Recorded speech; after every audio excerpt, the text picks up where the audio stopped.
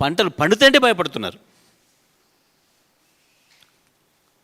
కొనడానికి సమస్య, కొంటే బోనస్ చెల్లించాలి. వీళ్ళు మేమే తెలియకలుగులం అనుకొని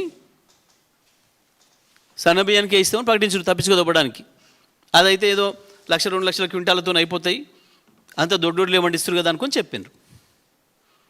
నిజమే, రైతులు కదా ఆశపడ్డారు. ఆరుగాలం కష్టం చేస్తున్నాం కదా, 5 రూపాయలు ఎక్కువ వస్తాయి కదా తీసుకుందాం అనుకొని ప్రభుత్వం చెప్పింది కదా అని నమ్మి సన్నోడ్లకు షిఫ్ట్ అయినారు. మళ్ళీ అందులో కూడా కిరికిర్లు పెట్టినరు. అందులో కూడా కిరికిర్లు పెట్టి పలానా రకమే పండించాలి అని ప్రకటించారు.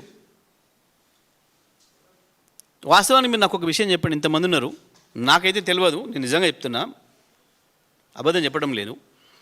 నేను తింటున్న బియ్యం వాటి పేరేందో నాకు తెలియదు. సన్న బియ్యం అయితే తెలుసు, మీ అందరు కూడా అంతే అనుకుంటున్నాను నిజంగా మీరు ఆత్మతో చెప్తే. వాటి పేరు చింట్ల, శ్రీరామ్ల, ఇంకో రామ్ల, ఇంకోట, బొంట్ల, బంట్ల, వీళ్ళ కమిషన్ల, వాటి పేరు ఏందో మీకు తెలుసా? నిజంగా మీరు తింటప్పుడు రోజు మీ అన్నం మీరు తినే బియ్యం పేరు తెలియదు కదా.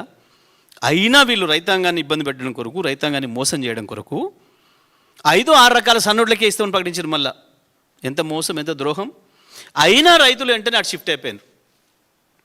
అంతకుముందు కొనుక్కొచ్చుకున్న వడ్లు వేరే సన్నొడ్లు, కొంతమంది నార్లు పోస్తేనేమో పోయిన వాళ్ళేమో అవి వేరే పక్కన పెట్టారు, మళ్ళీ కొనుక్కొచ్చుకున్నారు.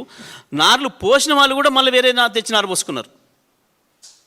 అరే ప్రభుత్వం వీటికే ఇస్తున్నది పలానా వాటికి అని. ప్రతి చోట అడుగడుగున మోసమే రైతాంగాన్ని, అడుగడుగున చీటింగే వచ్చిన దగ్గర నుంచి.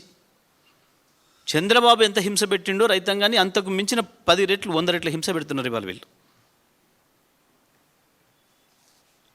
అంత ద్రోహం చేస్తున్నారు రైతాంగానికి, తెలంగాణ వ్యవసాయ రంగానికి.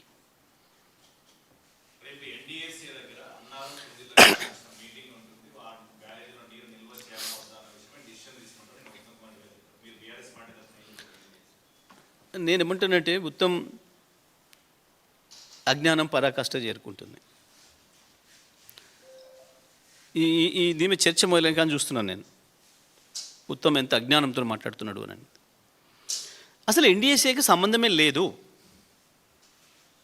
ఎన్డీఎస్ఏకు ప్రాజెక్ట్ నిర్వహణకు సంబంధమే లేదు.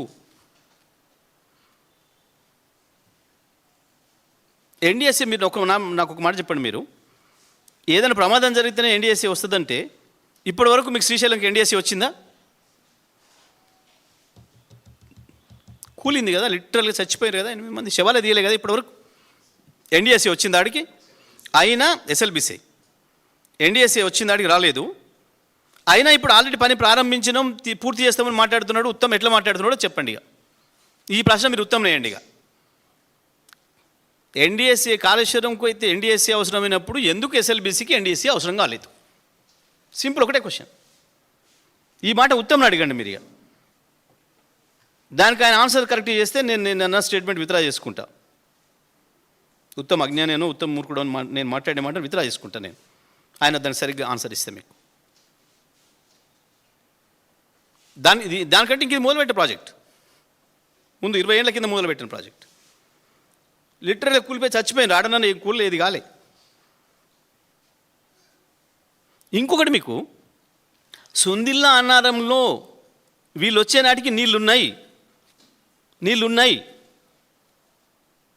ఖాళీగా ఉన్న ప్రాజెక్టులు అయితే మీరు అనుమానపడవచ్చు. నీళ్ళున్నాయి, ఉన్న నీళ్ళని వీళ్ళు గేట్ లేపి కిందికి వదిలేసారు వీళ్ళే. మీరు గూగుల్ తీసి చూడొచ్చు, నేను మాట్లాడినా అబద్ధం, ఆయన మాట్లాడినా మీరు గూగుల్ తీసి చూడొచ్చు. ఇప్పుడు అది వచ్చింది మనకు అవకాశం. గూగుల్ పాత పిక్చర్ ఇస్తుంది ఆ రోజుది. ఆ 2 చోట్ల నీళ్ళు ఉన్నాయి ఆ రోజుకి. లీకేజ్ కూడా ఎంత అయిందో చూసినాం మనం, మాత్రం నీళ్ళు.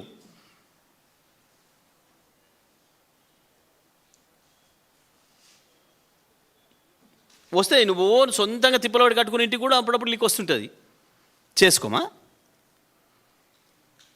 ఒకటే మాటగా సూటిగా నేను అడుగుతుంది, మేడిగడ్డ ప్రాజెక్టుకో సుందిల్లన్నారంకో అవసరమైన ఎన్డీఎస్ఏ ఎందుకు ఎస్ఎల్బీసీకి అక్కరలేదు? ఎందుకు ఎస్ఎల్బీసీకి ఎన్డీఎస్ఏ రాకుండా దూరంగా ఉంది? ఆల్రెడీ ఎట్లా స్టార్ట్ చేసిర్రు? మరి స్టార్ట్ చేసిరా లేదా? స్టార్ట్ చేస్తే ఎట్లా చేసిండ్రు? పూర్తి చేస్తామని ఎట్లా చెప్పగలుగుతున్నాడు ఉత్తమ్? పూర్తి చేసి ఎన్నికలు పోతాను మాట్లాడి నిన్న కూడా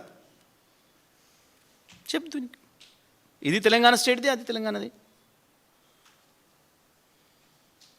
అంతరాష్ట్రం ఏం కాదు, అది మన సొంతమే.